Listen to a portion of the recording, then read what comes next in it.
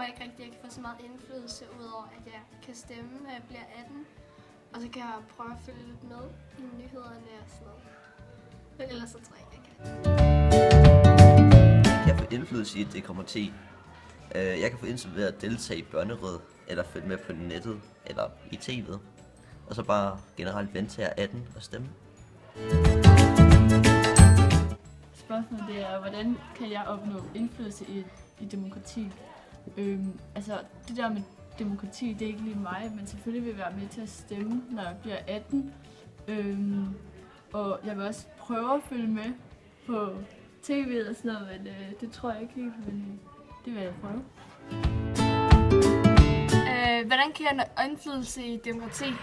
Jeg tror ikke, jeg kan få så meget indflydelse nu, hvor jeg er den alder, jeg er. Men jeg tror, at da jeg bliver 18, så får jeg stemmeret. Så får jeg lidt mere indflydelse i det, fordi jeg er nødt til at vide, hvem jeg skal stemme på. Så jeg bliver så følge med i det.